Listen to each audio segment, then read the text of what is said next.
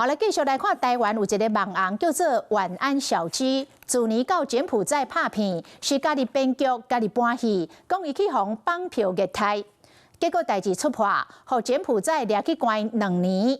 昨暝伊服刑期满返来台湾，但是一落无人机，马上互警方来拘提。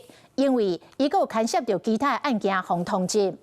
晚安小鸡看到媒体镜头，是伫咧遐嗨餐，讲自导自演是替人食罪。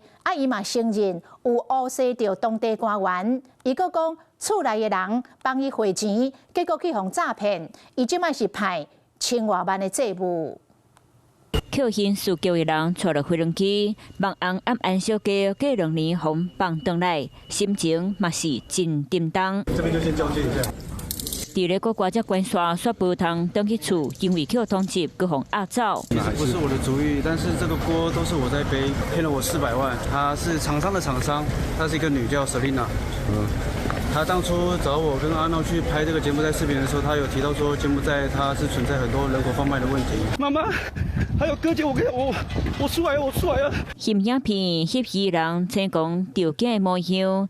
安小鸡去年2月飞到柬埔寨，讲家己去诈骗集团绑票领地，结果互看破骹手，拢是家己伫咧搬戏，引发国际事件，升等当地民主，互判关2年。 伫咧当地感觉关甲惊，当然到台湾，规个人甲翕影片迄当时天差地，原本留低头毛，即马是规面好手，含讲话卖先想过才看表达。